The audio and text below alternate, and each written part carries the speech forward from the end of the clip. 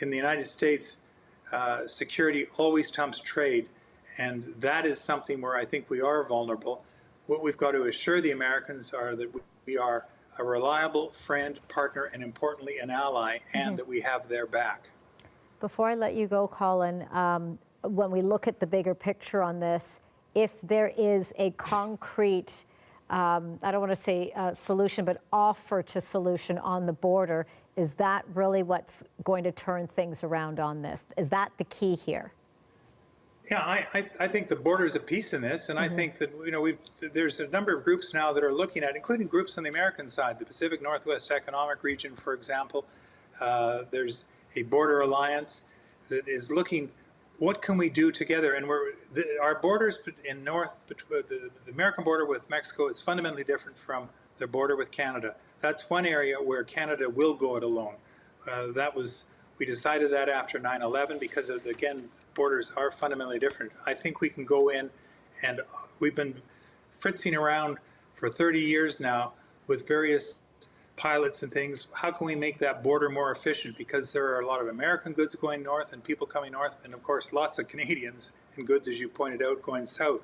So how do we do that? I think we need to look at it and come up with something that levels the playing field with a big joint institution. As I say, it works well for us, and the Americans fully accept it. On the defense of our air and maritime side, it works very well. On our waterways, it works well for the seaway. Why don't we look at now the border and have a joint border authority that would certainly reduce costs and make more efficient, particularly the relationship between Canada and the United States? Indeed, and I know that we talked about the premiers, Colin. I apologize. One more quick question here. They want to meet, of course, with the Prime Minister as soon as possible to discuss that Canada-U.S. relationship. I think the narrative there is going to be, whether slightly different or certainly much more urgent. Yeah, it is, and I think all the premiers get it. The premiers, remember when COVID came, the premiers appealed to the Prime Minister to close the border because they were concerned about what was coming up. But I think the premiers, certainly my personal experience from my various assignments in the United States, is that the premiers and provincial ministers, because they're closer to the reality of trade, are much more appreciative of the U.S. relationship and work that relationship on a regular basis. My own view is that it should be a standing item in any meeting between premiers and Prime Minister, and we should meet more regularly. I think we got to go into a war room mode right now. You ask what should be one of the things that come out of this? Well, I think the war room will be now set up in the Prime Minister's office, but it's got to include the Prime Ministers or the premiers of the various provinces, because they all have big interests as well. One thing we haven't talked about yet, Angie, is that if Trump proceeds with his deportations, as he's planning to do, there's going to be an onslaught of Americans, of those who are currently resident in the United States who are going to come north. We saw this in 2017 when Trump wanted to lift the residency ability of particularly Central Americans. They moved into Quebec and Ontario and British Columbia, and all those the three premiers, Horgan and Ford and Legault, said, Prime Minister, you got to act. We've done things in the meantime, the closing to make the safe, what we call the Safe Third Agreement, that if you declare refugee status, you got to do it in the country you land in. You can't backdoor it into Canada. Right. That's a gain. We got that under Joe Biden. But we should be dealing with that and thinking about how we're going to manage that now, which again takes me back to a border authority and managing, as we do, anybody who comes in, goods and people into the perimeter, and prove to the Americans that we, as I said earlier, truly have their back. Colin, it is brilliant to have you to talk to us about all of this. Colin Robertson, former Canadian diplomat. I appreciate you giving me all of this time here, Colin, and analysis. Thank you so much. My pleasure, Angie. Take care. All right, let's bring in CBC's Karina Roman now, following the story from Ottawa now. Karina, good to see you. No rest for the wicked, right? So we certainly have a lot to delve out here. What are you hearing now from the government on this, as we're sort of like letting our viewers know this 25% tariff that Donald Trump is talking about on both goods coming in from Canada and Mexico into the United States? So fresh information out, but what have you been able to hear? Well, we haven't actually heard a response yet. I have a feeling that this has caused many people to scramble. You know, he hasn't even become the president yet, and already this feels a little bit deja vu from the first term, where things would come out of left field. And the government would have to scramble to respond. We have, of course, put out requests to all the relevant, to the Prime Minister's office, to the Finance Minister's office, and are told that we are going to get a statement shortly. So we are still waiting for that response. In some ways, they need to respond quickly, and in other ways, they need to think about what they're going to say to not escalate the situation. And so that is what we're waiting for at this time in terms of from the government. I was mentioning to Colin as well, and we know this is sort of was already on the docket for there to be a meeting between the Prime Minister and the Premiers on this new Trump presidency, that relationship, where it's going to go. What do you anticipate now? Of course, I think the narrative on this is going to be pivoting, certainly. Absolutely. And yes, and that letter signed by Doug Ford, the Premier of Ontario, today, on behalf of all the premiers, saying this has to be agenda item number one, and let's meet. Let's get this going. We have to have a strategy. It's just his presidency is just around the corner. Mm-hmm. I think a lot of people are talking about and when you talk to, whether it's some cabinet ministers, especially those who were here for Trump 1.0, they do talk about what they did the last time. Right. They had to deal with the unpredictability of a Donald Trump administration, and also just how much he gravitates towards tariffs as his solution on a variety of issues, even if they're not trade related. For example, of course, in this statement, he's talking about migrants and open borders, and his solution is to slap a tariff onto the countries he says are the source for all that. So their playbook the last time was to not just talk to all levels of government in all parts of America, but also they had basically a running list of goods, services, businesses in key states, especially red states, mm-hmm. That could be targets for retaliatory tariffs. And in fact, they did do that when Canada was slapped with the tariff on aluminum under the Trump presidency the first time. Canada did retaliate with key tariffs on key industries, such as bourbon, I believe from Kentucky. I might be pulling that out of the air, but that kind of thing is they went over key industries to hurt in the areas in which then those politicians, whether we're talking governors or congressmen and congresspeople and senators from those states, would then get the ear of Donald Trump and say, this is not actually helping, this is hurting. And so I think there is some expectation that playbook might get played again. At this point, though, we don't, of course, know exactly who's going to be in his administration in every position, and people haven't been confirmed yet. But mm-hmm. I think there is a concern about whether that playbook will work a second time around, because there's Donald Trump will be surrounding himself with people that might not try and rein him in the way right. the first administration did. This is going to be a big test for the Prime Minister. And Karina, you've been reporting repeatedly in terms of what the spotlight has been on him, in terms of what he's been able to do and not do, what his caucus is looking at him to do. And of course, the opposition is going to be watching this extremely closely. So talk to me a little bit about that, because every move, every step, I think is going to be pretty critical for Justin Trudeau. And, we do have an election coming in the fall. In terms of exactly when that's going to be, we don't know. But regardless, Canadians will be going to the polls.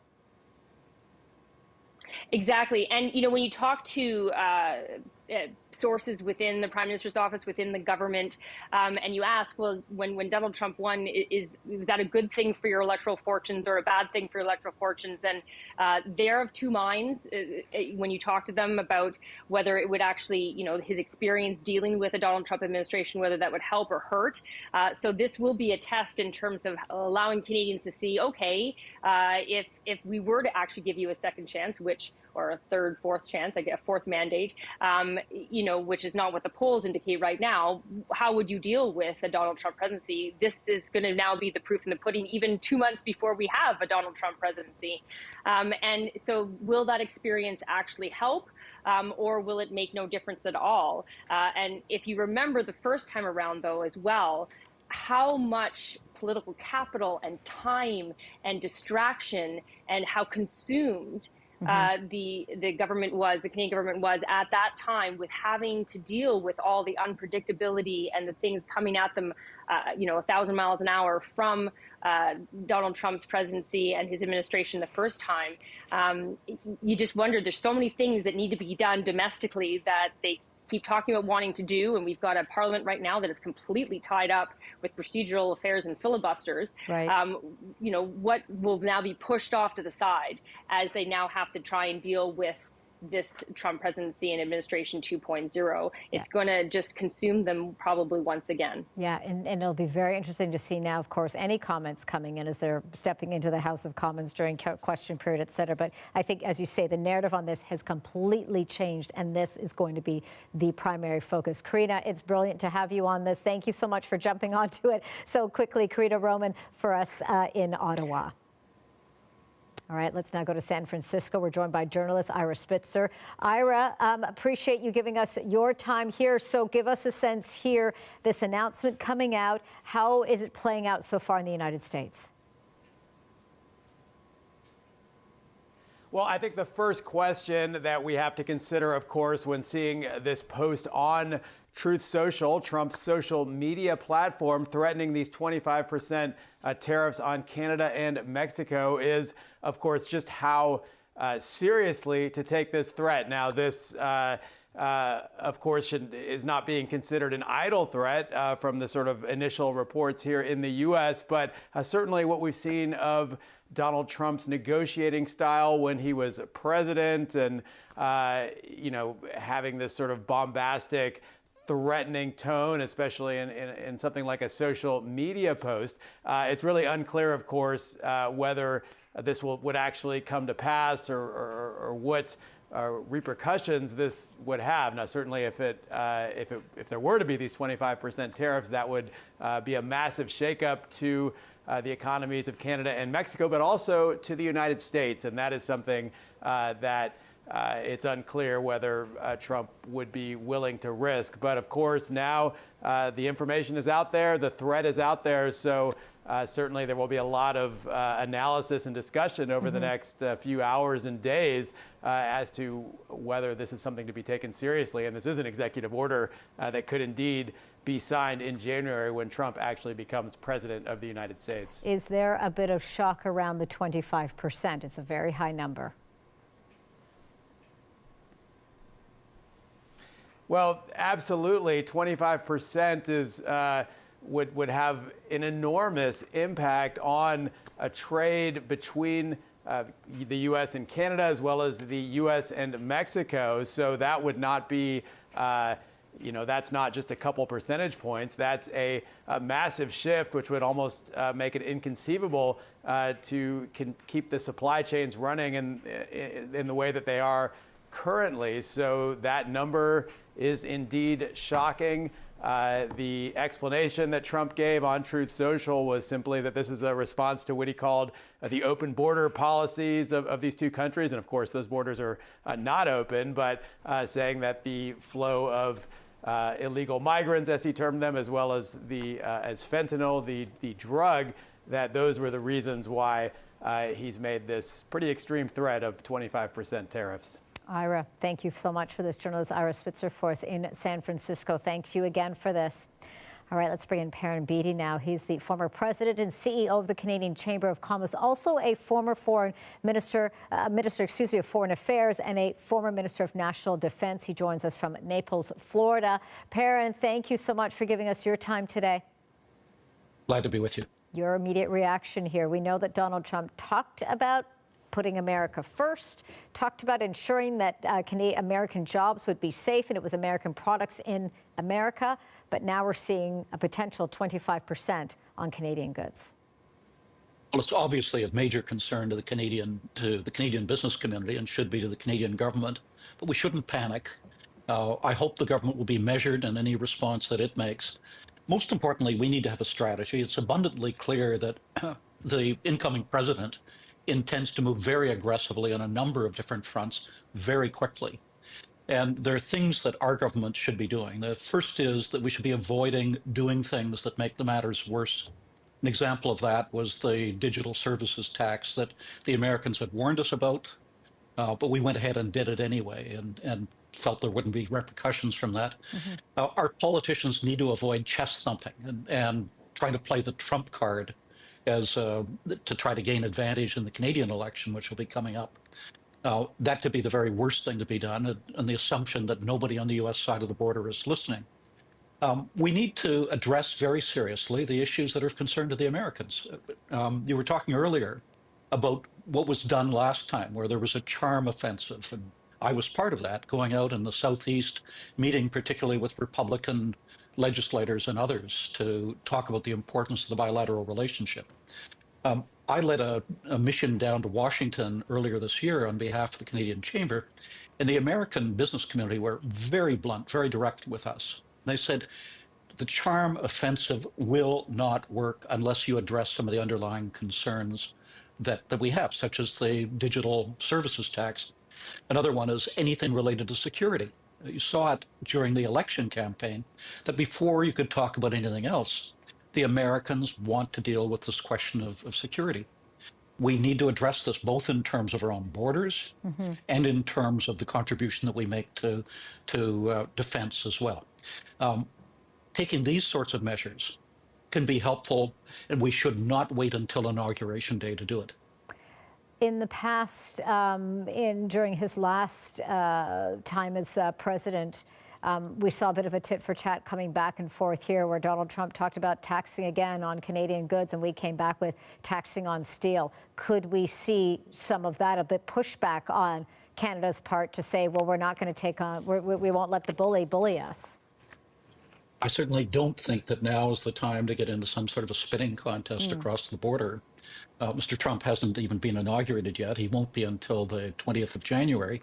But what we need to do is to in a very rational way, have a clear plan, mobilize the Canadian business community, Canadian premiers, Canadian mayors, and others to reach out across the border. We need to address the issues that are fundamentally important to the Americans. And we need to recognize that it's not going to be business as usual. That we have a president who, instead of seeing this as being the special relationship between Canada and the United States, sees the relationship much more on a transactional basis. And we're also moving, both in this bilateral relationship and into international relations more generally, away from the principle of the rule of law to the principle of the rule of power, that he who holds all of the cards is going to play them and use them to advantage. That's a very different environment from the one in which we've operated for the last several decades. We've been getting reaction, Perrin. I want to show this tweet coming in from NDP leader Jagmeet Singh. If we can show this one to our viewers right now with regards to his reaction, saying that Justin Trudeau, you cannot keep your head in the sand, stand up and fight. And this is Jagmeet Singh's words here, fight like hell. Canadian jobs are on the line here. So let's talk about the job front here, because I'm sure many businesses. Well, let's talk about the tweet first for a minute. Yes. I can't think of a worse response than to start a spinning contest across the 49th parallel. What he has done is to take the bait even before Donald Trump has been sworn in. What we don't need is to escalate things. What we need to do is to have a strategy and a rational dialogue and to keep cool heads. Setting our hair on fire is not going to help anyone. I know that the premiers want to have conversations with the Prime Minister as well. In general, there was the letter that was signed by Doug Ford on behalf of all the premiers saying we need to have a sit down. We need to talk about what this relationship is going to look like. What do you anticipate now the conversations are going to be now that we're dealing with this?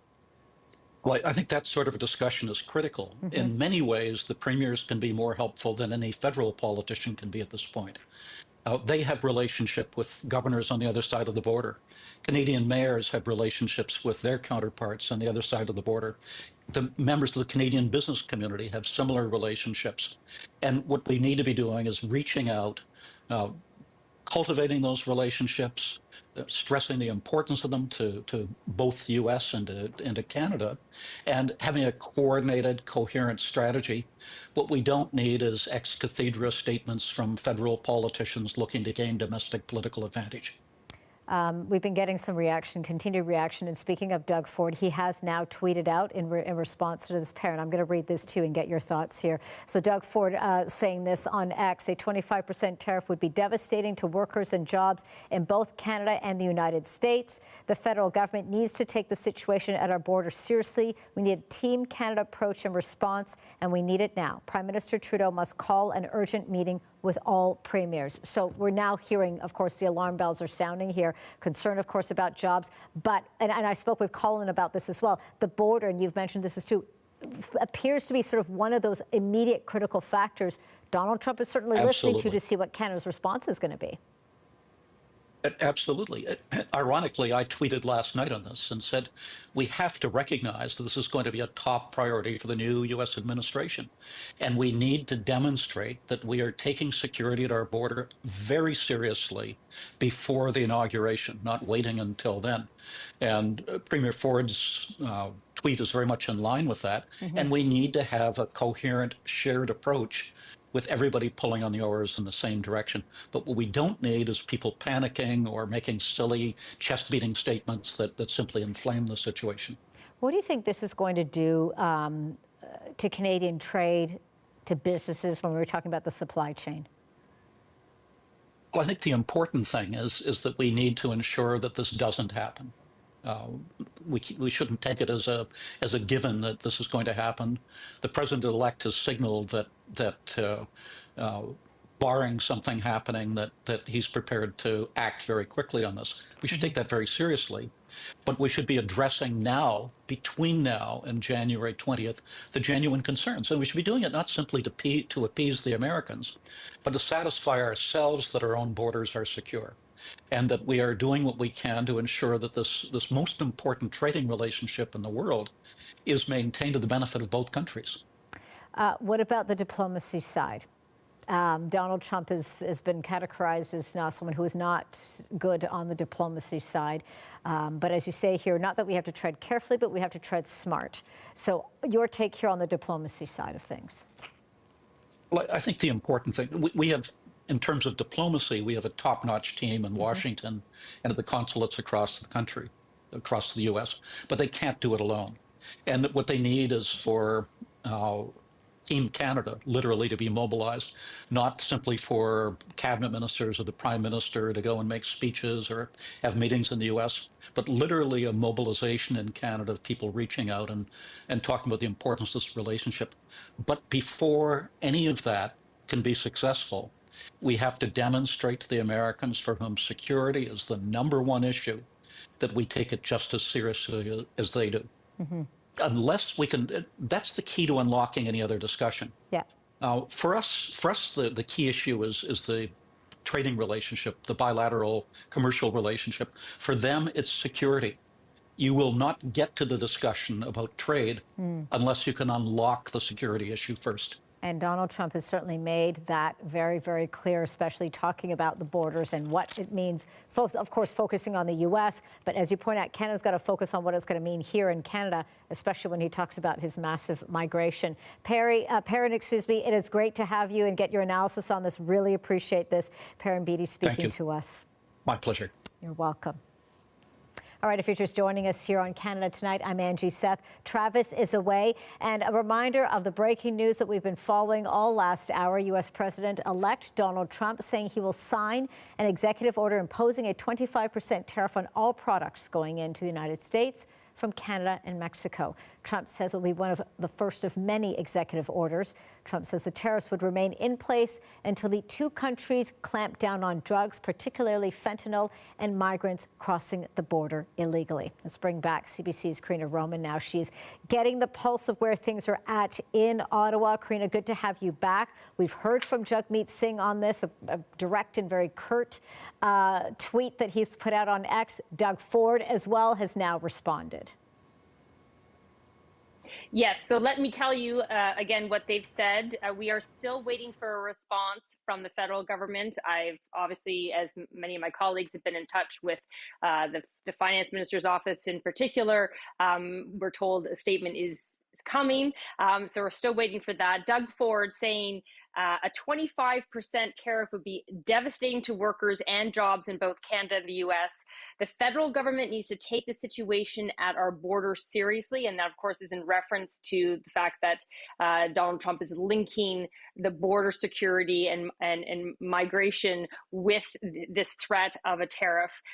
We need a Team Canada approach and response, and we need it now. Prime Minister Trudeau must call an urgent meeting with all premiers. And that echoes what he said in his letter today on behalf of all premiers, asking for a First Minister's meeting. And then Jagmeet Singh saying, Justin Trudeau, you cannot keep your head in the sand. Stand up and fight like hell. Canadian jobs are on the line. So that is the reaction that we've had in terms of political reaction officially on social media. I do want to say there has been some reaction, of course, from other players that people might be familiar with, like Flavio Volpe, who is with the Automotive Parts Manufacturers Association. Obviously, this is a big issue with the auto sector because we have such a back and forth trade. And it's so intertwined and intersected. One of the things he said to my colleague, our colleague Katie Simpson, who's in Washington, is that everyone is thinking that we're going to get a calmer Trump because he knows where the levers of government are now. And he talks about much of the 2016 to 2020 term was him learning it. He had no government experience before. Anybody hoping for that should understand that there will be a lot more velocity in the way he introduces these tactics, which means our heads might spin even faster than they did the first time around.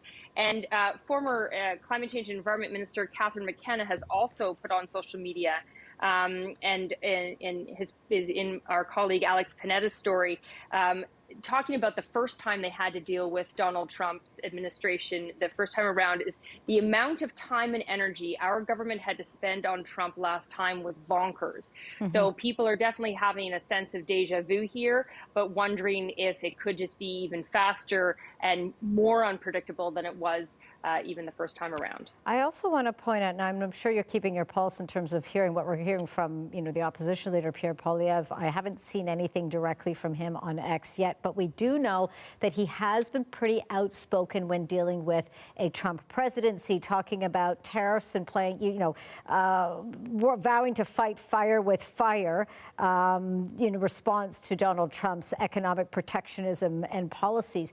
Your take on that there, as we look ahead to our own election, we could be looking at a change of guard when it comes to the Prime Minister and maybe a different tactic, if you will, as we're moving forward here.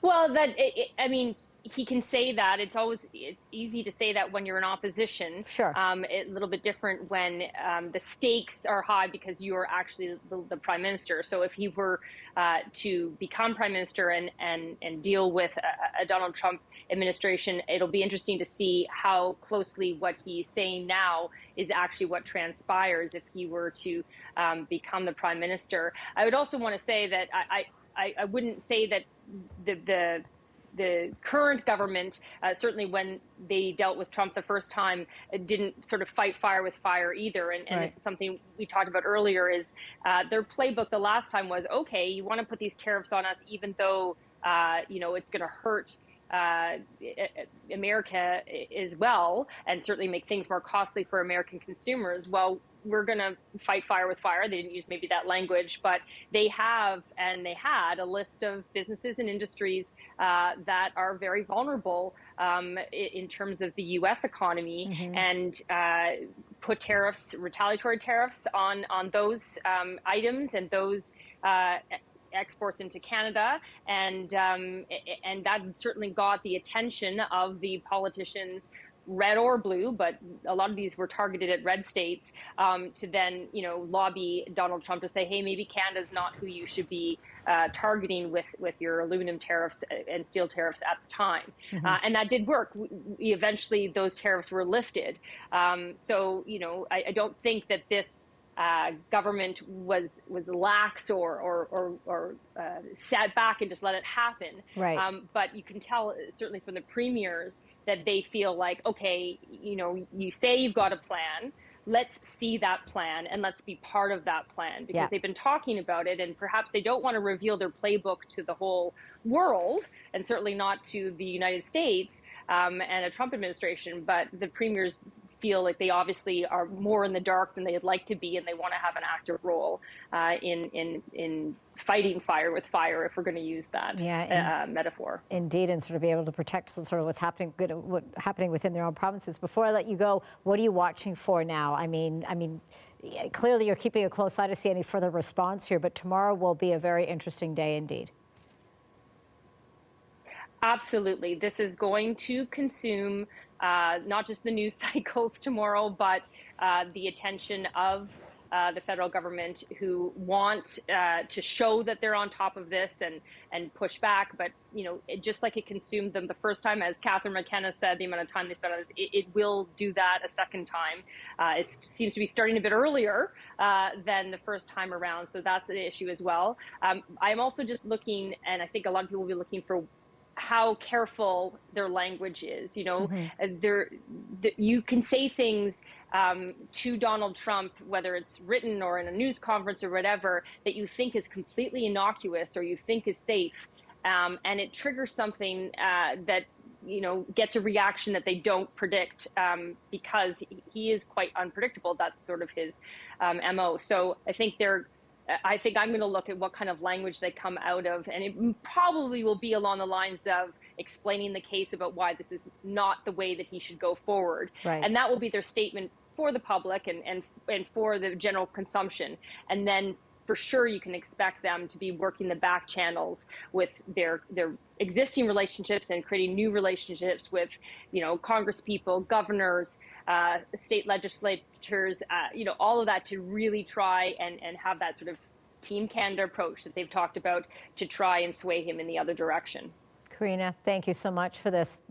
Hang tight. We may be coming back to you as we continue to follow this here. Okay. CBC's Karina Roman for us in Ottawa. All right, as we continue our analysis here on Canada Tonight, Adam Taylor now joins us, a former senior advisor to a Canadian Minister of International Trade. He's now a partner at a trade firm called North Star Public Affairs. Adam, good to have you here on Canada Tonight, as we're viewers that are joining us right now. This reaction that we are getting, of course, to Donald Trump putting it out there that there could be as much as a 25% tariff on Canadian both goods coming in from Canada and Canada and Mexico into the United States. Adam, what is your take on this? Your reaction?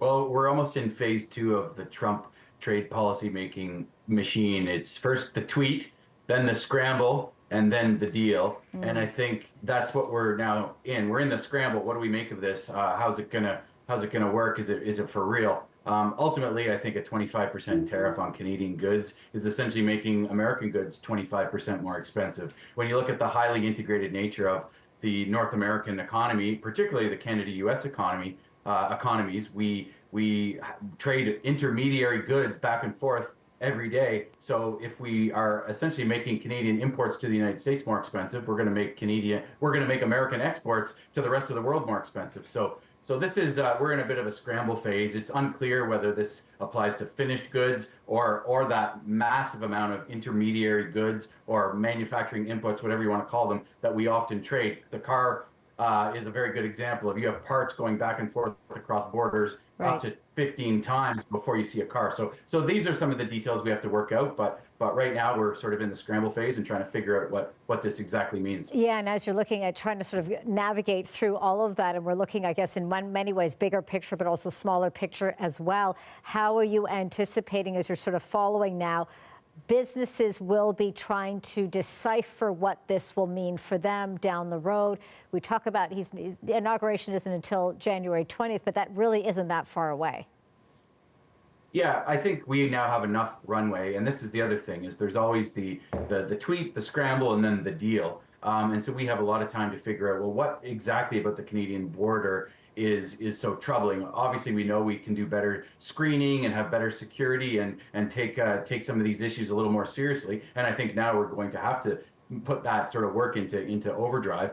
But at the end of the day, the northern border versus the southern border are, apples and oranges. So hopefully, once some of the bluster dies down, the Canadian solutions are a lot more sort of fixable than some of the problems on the southern border. I'd hate to be, Mexican businesses facing 25% tariffs today. What kind of impact do you think this could have on the supply chain?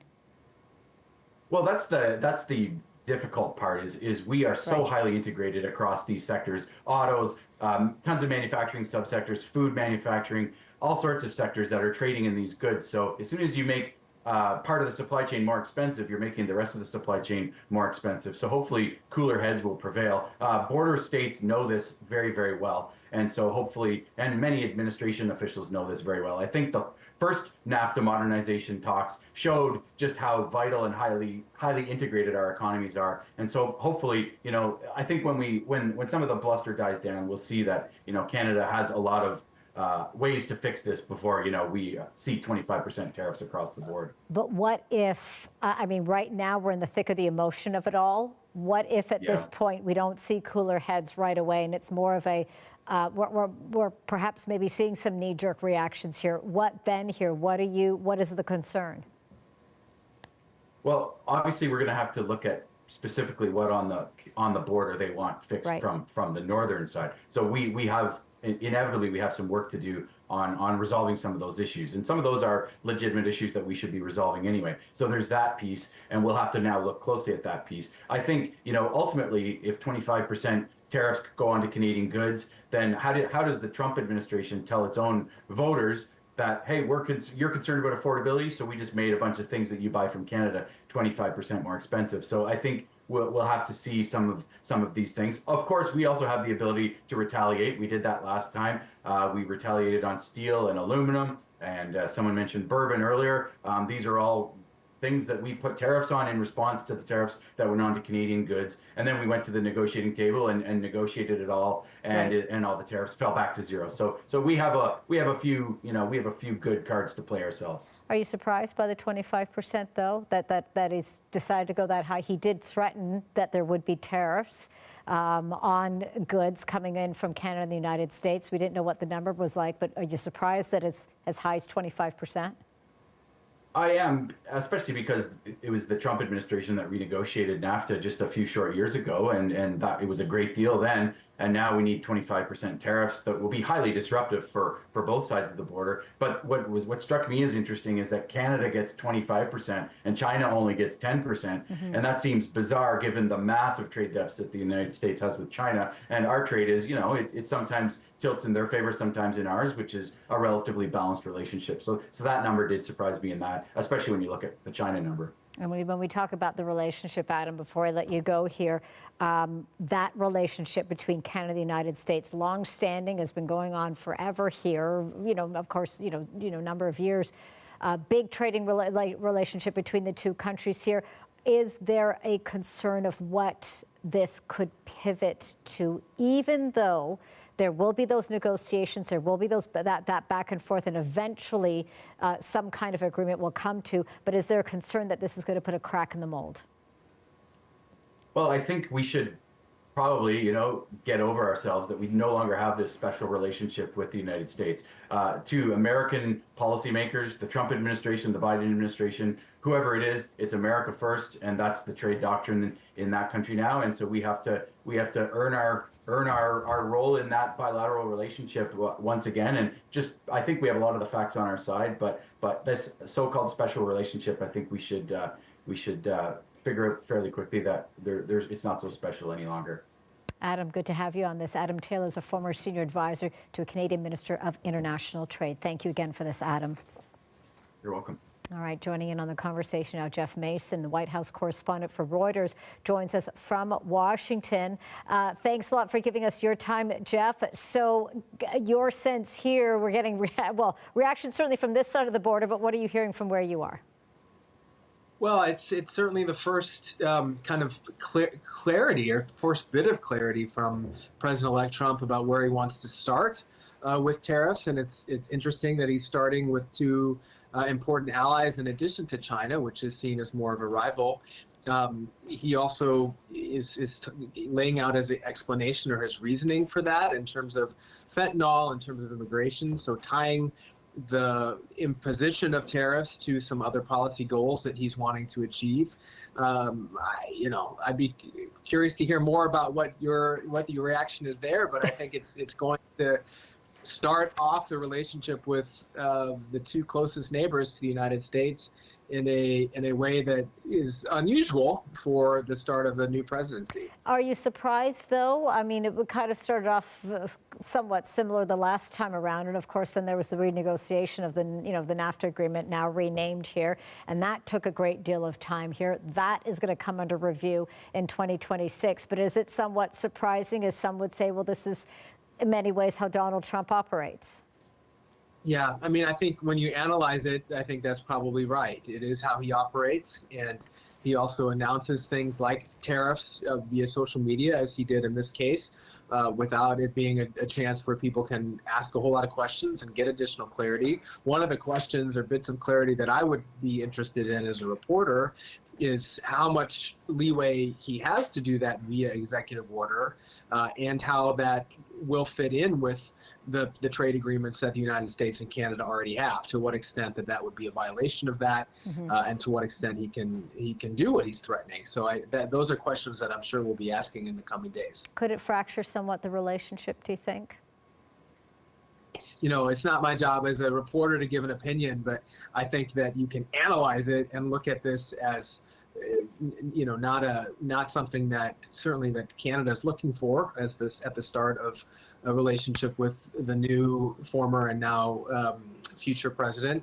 So I can remember I started covering the White House with Barack Obama, and the first trip that he made abroad was to go to Canada, and that was a sign of the importance of that relationship. This is a stark contrast to that. Can you talk to us, Jason, about some of those key players that we know Donald Trump will be bringing in with him, of course, particularly around this area here? And, do you feel that in some way there could be some wiggle room in that respect in terms of what that relationship might be, where the negotiations could happen with those individuals? Well, I mean, in terms of the people he's surrounding himself with on trade, he's got people who are coming into his cabinet who support his plans on tariffs, and yet he also has people who want him to keep the U.S. economy strong. And you saw the stock market today before this announcement hit, I believe, what was a new record high, or certainly getting close to that again. And these are things that are important to President-elect Trump as well. So, I think people have to believe what he says when he advertises what he's planning on doing. And yet I think there will also be, no doubt, some discussion once he's actually in office as to how and whether he implements these things. But I certainly can't say as a reporter that Canada shouldn't expect him to do exactly what he said. And I would guess that the people around him will also not be able to dissuade him from what he's saying unless there's unless they can get him onto another thought with regard to that policy. What are you going to be watching for then, Jeff, as you're going to start your day again tomorrow? As we will be starting ours tomorrow as well. And the buzz is already happening here in Canada. So what are you going to be watching for over there in the U.S.? I'll be curious to see if there's a market reaction. I'll be curious to see if this is a sign to some people in the markets that the policies that he intends to put into place won't be as positive for the economy as the market so far has been expecting in terms of fewer regulations and reduced taxes. Tariffs, economists will say, is similar to a tax and can lead to an increase in inflation, which is exactly the opposite of what President Trump promised to do for Americans when he was running his election campaign. I don't mean to say he didn't promise tariffs. He absolutely did, but he also he also tied inflation to the now outgoing Biden-Harris administration. And if he implements policies that in fact lead to inflation, then that may have an impact on the market, and it may have an impact on how Americans view him. Indeed, he did say he was going to end inflation. That was one of the first things he was going to do. We'll see where things land on that. Jason, really appreciate you giving us your time today. Jason Mason is the White House correspondent for Reuters. Jeff Mason, excuse me, Jeff. Sorry about that. No. All right, Ian Lee joins me now, Associate Professor, Sprott School of Business at Carleton University. Ian, it's good to see you again. My pleasure, Angie. Tell me where the wheels are turning on this in your mind here with regards to this announcement coming from Donald Trump.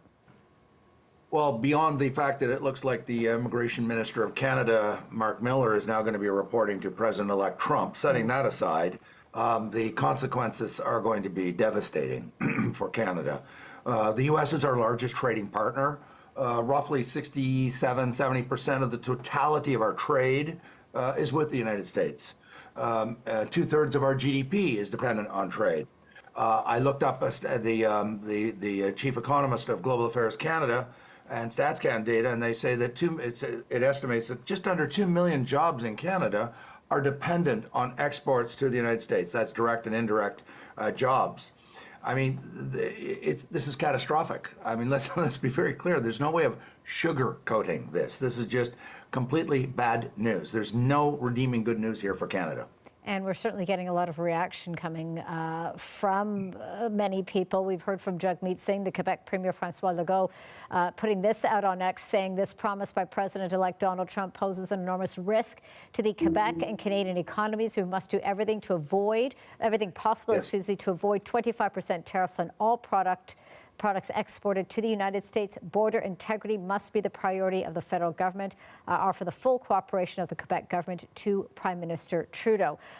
The border, as you know, Ian, we've heard that from Donald Trump, and we've heard that from other analysts as well. That is really key in all of this. But talk to us about that border from a business perspective as well. How critical, obviously, of course, it is. And with this now hanging over us, and again, we don't know what's going to happen, but it certainly is a shock, as you point out here. With this hanging over us, what will this mean as we're sort of looking on that export of goods and services back and forth? Well, I'll just deal with that in 1 minute, but let me just go big picture for a moment. I mean, this is an absolute repudiation of CUSMA, of the NAFTA agreement, which we now call CUSMA. I mean, if anything, I would think that this is going to accelerate and bring forward those negotiations from 2026 to the moment Donald Trump enters office, because in January 20th, I believe, because, as I said, this is an abrogation. This is because this is prohibited under CUSMA. The second point that's going to have on us is, I would suspect that overnight and tomorrow morning we're going to see the Canadian dollar tank go down, depreciate. And that, of course, again, because we import so much and export so much, it will, if the Canadian dollar goes down significantly, that's going to drive up the cost of imported goods. And we import a lot of, fruit and vegetables, of course, in the winter months. So that'll put pressure on the cost of living. But in terms of the border, this couldn't come at a worse time, because we've had all these strikes in Canada, Port of Vancouver, Port of Montreal, the CN Rail, CP, and we were already, shall we say, a not very reliable partner. And then along comes this, which could almost close the border in terms of the movement of goods and services. And there's a staggering amount of goods that cross those borders, those bridges, every day, upwards of $2 billion a day. So again, the impact on the Canadian economy, on jobs, on the Canadian currency, of course, on Ottawa and the premiers, is going to be just incalculable, beyond just the sheer negative economic impact this is going to have on our economy. Remember, we're only 1/10 the size of the U.S. We're $2.5 trillion. They're $25 trillion. You talked about the cost of living. You mentioned that briefly, Ian, but let's pull away the layers on that as well, because the concern is any additional tax, whether we're talking about 25% or anything, will eventually spill over onto the consumer. Oh, for sure, because I think the immediate impact will be through the dollar. That is to say, the markets are going to say, look, this is really bad for Canada. They're going to drive down the value of the Canadian dollar vis-a-vis the US dollar, which will increase the cost of our imports. We import about 1/3 of GDP. That's about $1 trillion. That's clearly going to push prices up. But it's also, if these tariffs did go through, it's going to cause unemployment in Canada, because those companies that are exporting, those many jobs in those companies that are exporting to the United States will be laying people off, because they'll be losing their export markets almost overnight. And so, I mean, when you lose a market of that magnitude, and you're an exporter in Southern Ontario, for example, in the auto industry with auto parts, this is going to almost put you out of business. And so again, this isn't theory. This is really catastrophic, which is why I think that we're going to need all hands on deck, the Premier, the Prime Minister, and possibly offering to renegotiate CUSMA now, move that timetable up. Of course, we want you to reverse this, but we're going to have to offer something more than, oh my goodness, this is going to hurt Canadians a lot. I mean, Trump already understands that. That's why he's threatening us with this. What do you think the Bank of Canada is watching right now, could potentially respond to as we constantly sort of look for that response, that guidance here? But from that perspective here, what do you think? They may issue soothing words, but for those who are saying, well, this is clearly time for a bigger rate cut, well, all that's going to do is accelerate the depreciation of the Canadian dollar, because there's already a gap between the central bank rate, interest rate in the States and in Canada. That's been partially contributing to the depreciation of the Canadian dollar. If they were to say, you know, oh, well, this is a real crisis, we're going to drive down interest rates by another 0.5 point, that will make the decline of the dollar even worse. And that will cause imported goods to cost even more, which will push up inflation even more. So I cannot imagine that the central bank would be saying, gee whiz, let's go and cut interest rates by 0.5 point or more in light of this. It would just be so, again, it would be counterproductive to the Canadian economy. I think the solution is more going to be political rather than, for example, central bank intervention. Before I let you go, Ian, last question to you here. What are you watching for now? The Canadian government is clearly going to respond. The 10 premiers are clearly going to respond. They'll probably put together some emergency task force.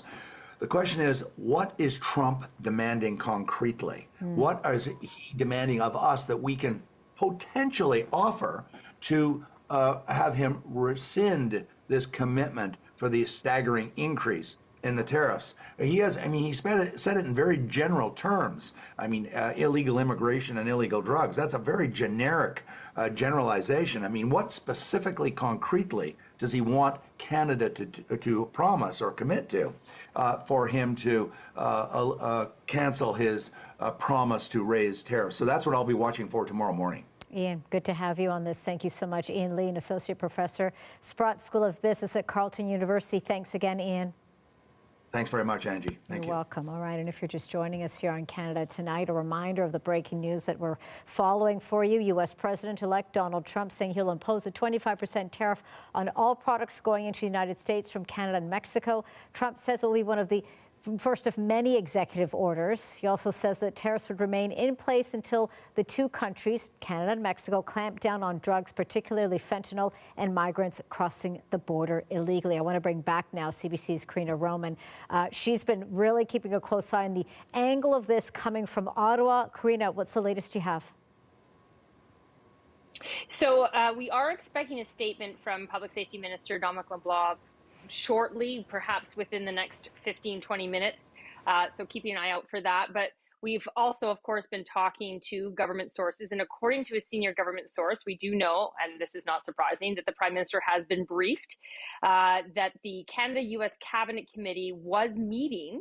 That's that special committee that's been struck to deal with this kind of thing when the post on social media was published. And according to the source, the PM's Deputy Chief of Staff, Ryan Clow's phone just, blew up when this hit, when it was the Truth Social post that hit up from Donald Trump. And of course, then Chrystia Freeland, the finance minister's team, was brought in, and it became, that this is what they became, their meeting became about more specifically. We are told by this source that this does remind them very much of 2016 to 2020. This is how Donald Trump operates. They're not surprised. They are maybe with the timing, but this is what they've been preparing for since the election.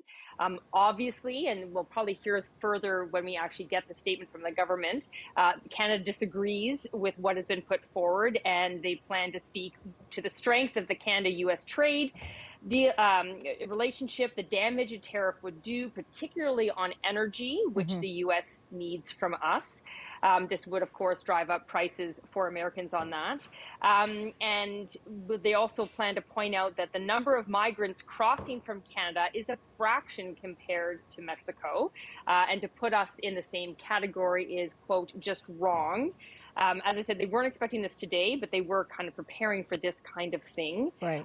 They will not be making specific threats at this moment. And they already have been seeing, American voices piping in that this would raise prices for Americans. And so they will also rely on allies to be a united voice on that. So that is what we're hearing from inside a senior government source with the federal government. And then, of course, as I said, waiting for an official statement from them to come before the end of this hour, hopefully. Yeah, hopefully, as you mentioned, they're coming from Dominic LeBlanc. The premiers, of course, are chiming in. We know that there was already that letter that went out, that Team Canada approach Doug Ford was talking about and wanting to meet with the Prime Minister on, dealing on the plan ahead for the new administration. But this now is, of course, the timing is very specific now and very critical. Absolutely. And we have heard from other premiers now as well, including Danielle Smith, who's the Premier of Alberta. She put out on X, Canada's premiers are united. The federal government must take the new U.S. administration seriously. This is about more than politics. It's about protecting the jobs, livelihoods, and prosperity of countless Canadians.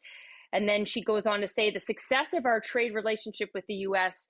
directly impacts families and communities across our country. Ottawa needs to step up and prioritize this partnership. And they even, of course, then links to the letter that they sent out earlier today asking for a First Minister's meeting. We've also heard on social media from the Premier of Quebec, Francois Legault. His is in French, so I'll do a rudimentary a translation. He says that this promise of President Donald Trump poses an enormous risk to the Quebec economy and the Canadian economy.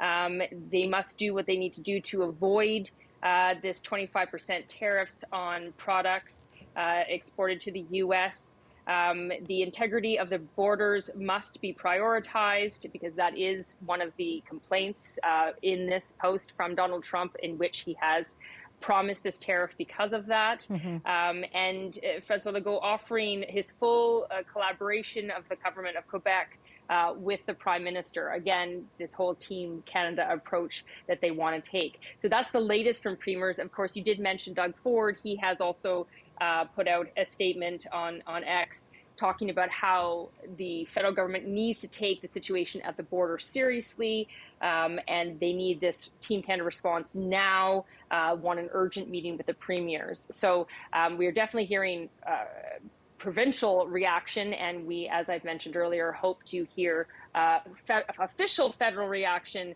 sooner than later. All right. We will, of course, be waiting for that and follow on that. And Karina, thanks for all the updates there. And I know, as you said, you're watching things very, very closely to see what more we're going to get from the government. CBC's Karina Roman for us in Ottawa. We'll check back in with you later on. Meantime, Carlo Dade is the Director of Trade and Infrastructure for the Canada West Foundation, also a member of Mexican Council on Foreign Relations. He joins me from Calgary. Carlo, thank you so much for giving me your time today. Your reaction to what we're hearing from Donald Trump, what the intention is when he is, sworn into office, that 25% tariff on goods coming in from Canada and Mexico. Well, we knew, or should have known, that tariffs were coming. We had recently some discussion in public, and there was a hope voiced by many in Canada that this wouldn't happen, or that sectors like oil and gas, energy would be exempted. But we always knew, or should have known, that the preponderance of evidence indicated that indeed tariffs were coming. We were unsure the exact form. Would it be the original proposal for a 10% tariff that would rise 5% a year, as proposed by America First think tanks, or would Donald Trump decide to freelance and make something up? It looks like the latter scenario has happened. It looks like he's freelancing and making this up. We'll follow to sort of see where things go over there. I want to get, Carlo, your reaction to this. We've got something coming in from Premier Daniel Smith into us here at CBC. I'm going to read this to you, and I want to get your response here. The incoming U.S. administration has valid concerns related to illegal activities at our shared border. We are calling on the federal government to work with the incoming administration to resolve these issues immediately, thereby avoiding any unnecessary tariffs on Canadian exports to the U.S. Fortunately, the vast majority of Alberta's energy exports to the U.S. are delivered through secure and safe pipelines, which do not in any way contribute to their illegal activities at the border. As the largest exporter of oil and gas to the U.S., we look forward to working with the new administration to strengthen energy security for both the U.S. and Canada. Carlo, your response that this is coming from the Premier here. Well, it's a responsible statement from the Premier. It's what you would expect, and it is important that we do go on the record to make the points that she made. Other than going on the record and reiterating points that are already well known, the negotiating style of Donald Trump, as we saw from the last administration, appears to be continuing through, is to make threats, to force action on other fronts. The Americans have been clear in the work that was done by the America First think tanks to prepare for this administration that they realize the cost of imposing tariffs. They know there will be damage, and they've taken that into account.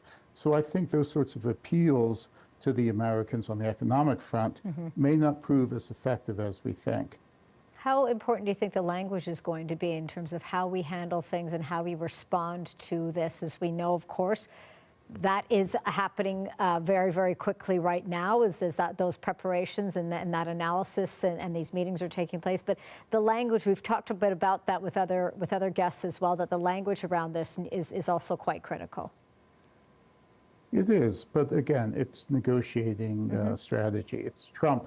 It's a New York real estate tycoon. It's negotiating strategy. So you have to expect and get used to this language. It's not the normal professional diplomatic language or administrations you would find for most governments. So that discongruence is always played to Trump's advantage. On our end, it's important not to panic, to take a deep breath, and rather than panic, start preparing, which it appears we're starting to see across the Canadian political landscape. What do you think this is going to mean as we look ahead to 2026 and that review of the Canada-US-Mexico agreement? Well, we always knew the review was going to be tough, and several of us in Canada have said we're going to need all the friends and even frenemies that we can get. So it appears that the earlier strategy by two premiers in Canada to essentially throw Mexico under the bus to try and appease Trump, to curry favor, to gain exemption.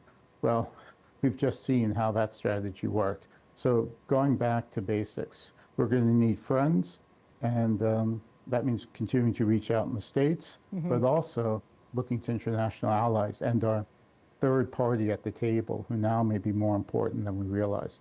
We're going to be watching that very, very closely as things move forward in the days and weeks ahead. Carlo, thank you so much for this. Carlo Dade is the Director of Trade and Infrastructure for the Canada West Foundation. Thanks again, Carlo.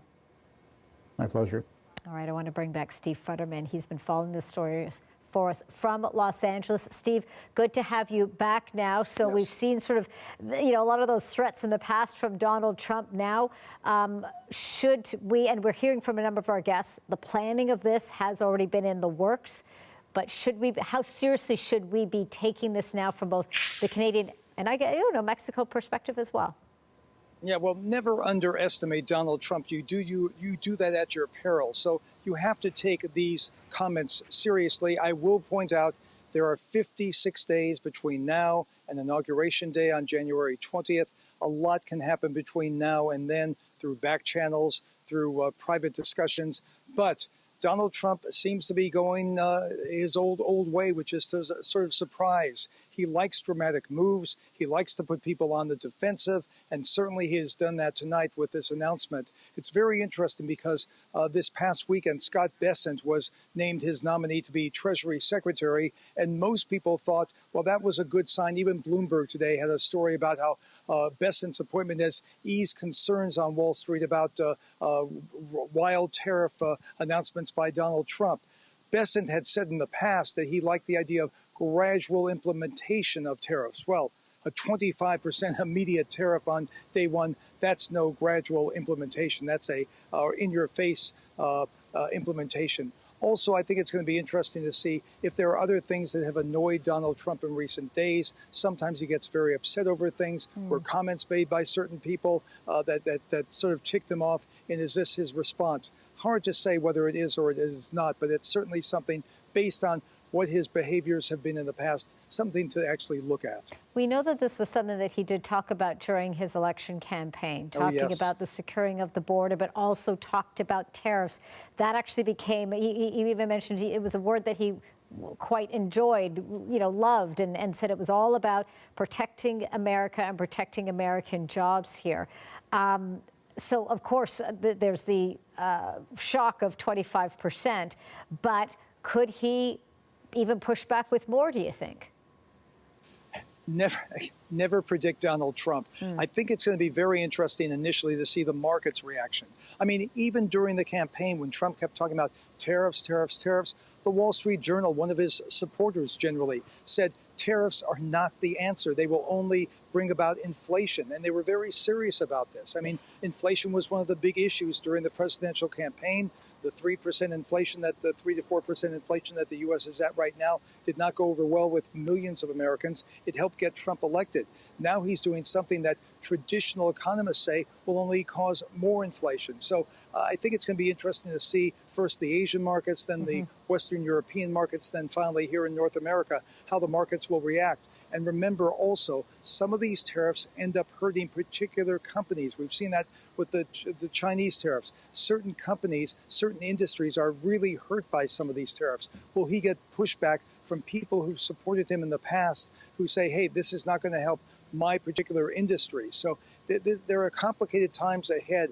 I think it's going to be interesting to see if Trump gets pushback by people who've been some of his strong supporters until now. We will be watching, as you say, both the numbers on the markets here and what happens sort of where you are in the U.S. as we're watching here in Canada. Steve, thank you again so much for this. Steve Federman for us in Los Angeles. Chris Kildare is a professor of political science at St. Anselm College. He joins us from Concord, New Hampshire. Thank you so much for giving us your time today, Chris. Obviously my first question, as I've been doing, over the course of the last couple of hours here, your reaction to what we're hearing from Donald Trump, this long-standing relationship between Canada and the United States, but we could be slapped with a 25% tariff. Right. My first reaction is that this is very much in keeping with the sort of rhetoric Trump was using all throughout the 2024 campaign. He would point to tariffs time and again as sort of a miracle cure-all for the nation's economic ills and woes. And now here we are, and he is once again welcome back to the world of major policy changes being announced via social media as opposed to more normal traditional channels. So I think it is very much in keeping with the campaign he ran, and it's also, signaling that we're probably in for a very bumpy, very chaotic 4 years ahead. With that being said, then, what do you think? Could it fracture some of the relationship between Canada and the United States, Mexico as well? I think it could. As the previous correspondent said, these are not, just normal tariffs. These are enormous 25% increases on prices of goods. Trump has seemed willfully unable to wrap his brain around the idea that these tariffs will be paid in the end by American consumers. Everything from, books, household goods, food, that sort of thing. Which is exactly the sort of thing that got the outgoing President Joe Biden into so much disfavor with voters. So, it is just, we're back. We're back in Trump land, where policy is made off the cuff. Sometimes it's about controlling the conversation. Sometimes it's about a distraction. This has been a very rocky transition. We've already seen one failed nomination, Matt Gaetz, to the position of Attorney General. And I think something like this changes the conversation away from those appointments to a big dramatic policy shift. So it's very much, Trump manipulating the press to talk about what he wants to talk about. With that being said, though, those that are involved, businesses, both in Canada and the United States, are going to be seeing this from a different angle here, and perhaps there could be a level of panic if this, even the idea of 25%, is frightening. So, from where you are, from your vantage point here, how do you anticipate or at least when you're watching now? Of course, I know you sort of see focusing on the political side of things, but bigger picture, where the markets are going to be at, but where businesses are going to be trying to figure out, do they have to pivot? Is this something that's going to affect them regardless of which side of the border they're on? Right. I think you're going to see a lot of folks on Wall Street, a lot of businesses in the U.S. reaching out to folks on the Trump team, folks who are likely to have jobs in the Trump administration, and trying to convince them to change course. Or you may also see companies, organizations, that sort of thing, lobbying for exemptions. One of the darker prospects with these tariffs, not just in this case but more generally, is the idea of them being almost something of a protection racket, right? Nice import business you've got here, to be a shame if something happened to it. And so you could see a situation where, Trump is using these to reward his friends and punish his enemies, not just in terms of nations, but in terms of industries, companies, and that sort of thing. Let's talk about security, because that's obviously forefront behind all of this, the border being really key to all of this. In his first time in power in 2016, he talked about the wall and building the wall. And now he's calling upon Canada, the United States, to do what they need to do in order to secure the borders and, as he says, keep the migrants out of the United States here. Your take on that, is that where the main solution is to all of this? Honestly, I don't know. Throughout this past year, the Biden administration put into place much more aggressive border policies. Border crossings were generally down across the board. So I'm not honestly sure, if there's actually a policy thing going on here, or if this is simply Trump linking these two things for the benefit of his supporters. It's immigration that really made him the Republican nominee in 2016. Anxiety about immigration, anxiety about the border. These are the issues that I think helped him capitalize on inflation and win the election this year. But that said, I'm not just, I don't really draw a connection between 25% tariffs and Canada and Mexico solving the U.S.'s southern border problem. I think it's more of a, that sort of scattershot Trump thinking of linking things together that don't really have that much in common and calling it a policy. Chris, before I let you go, what are you now keeping a close eye on from your perspective? I'll be keeping a close eye on the things that Trump's nominees say. Will his Secretary of State designate, say anything about these tariffs? In his first term, there were any number of times where Trump would make a grand announcement of a big change in policy, and then a few hours or a few days later, someone in his administration would essentially contradict him and say that's not actually what's going to happen. He did this with Puerto Rican debt, for instance. And so I think, keep an eye on the folks who are coming in, keep an eye on the folks who are around Trump. Are they trying to do damage control? Are they trying to find a loophole? Are they trying to find some way for him to back down and save face? Or are they indicating that it's going to be full steam ahead and they're fully on board with it? Chris, appreciate you giving us your time today. Chris Kildare is a professor of political science at St. Islamic College. Thanks again, Chris. Thank you, Angie. All right, we're going to shift our conversation over to Matthew Bartley. He's a Republican strategist and former Trump State Department official. We reached him from Nashua, New Hampshire. Thank you so much for giving us your time today, Matthew. Your sense here in terms of the strategy, I guess, from Donald Trump's perspective, the promises to say what he's going to do when he gets into office, and he's certainly not wasting any time. Yeah, good evening, Angie. A pleasure to join you. And we are now here with the former president, Now the president-elect's two favorite T's, trade and tariffs. Tonight's breaking news from a Truth Social certainly did come out of the blue, but it should be no surprise. Donald Trump has been talking about these issues for a while now, the better part of a decade.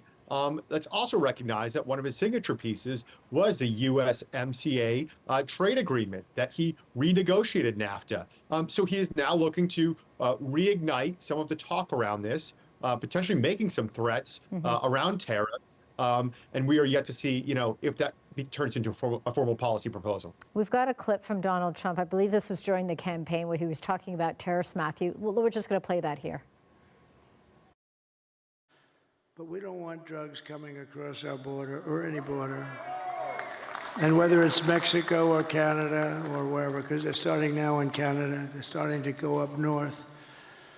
But whether it's Mexico or Canada, we're going to explain to them quickly that if you allow fentanyl and these drugs to come through your country, we're going to charge you large-scale tariffs on everything you send into the United States.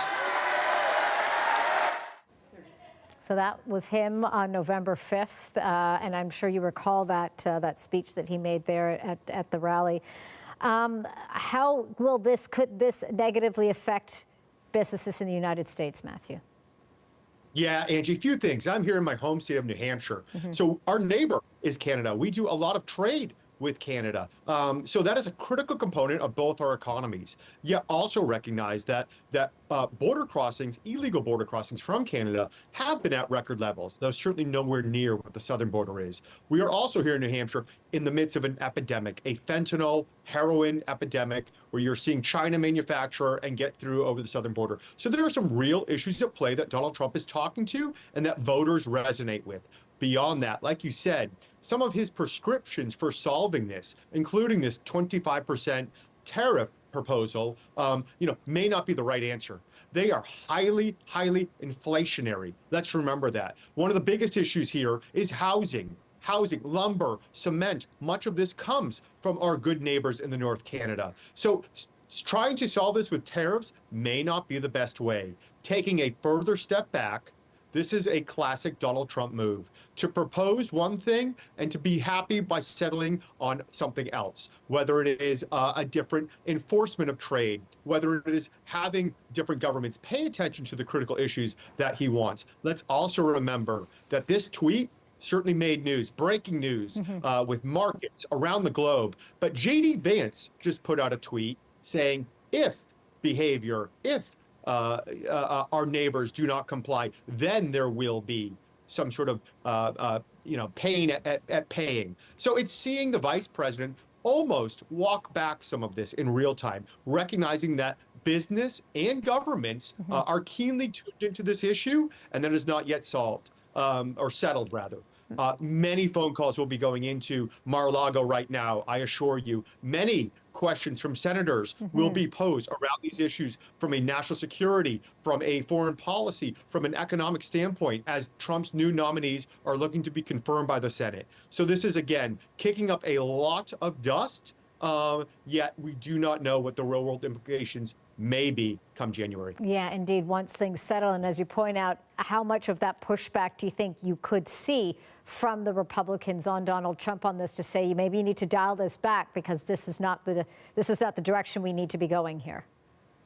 It will be mixed. Let's remember, populism, if you will, economic populism is popular among the base and in certain industries and states. A lot of unions favor U.S. steel over foreign steel. But then there are libertarians. Rand Paul has already spoken out saying he is not in favor of tariffs, that free trade is a better way to do business around the world and to find economic relief for the American people. So you will see special interests at play, but overall you will also see some of Wall Street, some of the big players in industry making their voices heard well before this ever becomes Inauguration Day. Matthew, appreciate your time tonight. Matthew Bartlett is a Republican strategist and a former Trump State Department official. Thanks again, Matthew. Thank you, Andrew. All right, we're going to go back to Ottawa, where CBC's Karina Roman is following the story for us, keeping a pulse on latest news, coming out of Ottawa. Karina, what do you have for us? Well, what's interesting is I don't have is a statement from the federal government yet. We were expecting by this time to have a statement from Public Safety Minister Dominic LeBlanc's office. It was promised by this time. It has not yet come in.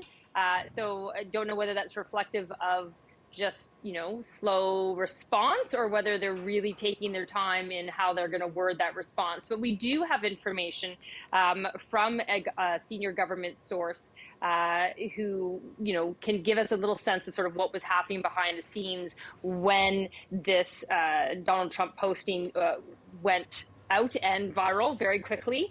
Obviously, the Prime Minister has been briefed. You'll remember there's a new reformed Canada-U.S. cabinet committee. It was actually in the middle of a meeting when this happened, and phones started blowing up, obviously, in that meeting, and it changed perhaps the focus of the meeting. And Chrystia Freeland's office was also pulled in, the finance minister. They are saying that this is how Donald Trump operates. It's not entirely unexpected. The timing perhaps is a little sooner than they expected. They plan to make the argument, of course, the strength of the Canada-U.S. trade relationship, how this kind of tariff would hurt America as much as it would hurt Canada. The fact that the concern over fentanyl, we have similar concerns that it comes from China, and how we can actually work together to combat it. Obviously, in terms of the borders, they say they will point out the number of migrants crossing from Canada into the U.S. is a fraction compared to Mexico, so to be lumped in together is just wrong. And they don't plan to make any specific threats at this time. So you're not going to see, okay, you do this, this is the retaliatory tariffs we're going to put on. They'll hold back on that because there is this sense that this is early days. Right. Lots can change, minds can be changed, other voices can pop up that might convince Trump to go in a different direction. So they're not going to, press the red button quite yet when it comes to retaliatory threats at this point. Yeah, but we're also certainly hearing that same kind of nuance from his Vice President-elect, J.D. Vance, saying it's important for our friends and neighbors to not let poison into our country. If they fail to meet this basic obligation, they are going to pay up. And with that, of course, we know that you've also been, there's the post there that J.D. Vance has put on, I believe, on X there. So as we're hearing from that, from that side of it, Karina, I know you're also keeping a pulse on what the premiers are saying. I've got about 40 seconds or so left here, but just remind our viewers now, a lot of conversations are going to be happening right across the country. Absolutely. And the premiers want a meeting with the Prime Minister. They want an urgent meeting. They want to be part of the Team Canada approach. They want to be part of the pushback. Their individual provinces have trade with the U.S. They don't want to be left out, and they feel like they need to be let in on whatever the plan is that the federal government has. So we've also heard from Premier Eby from BC, another statement actually from Danielle Smith in Alberta.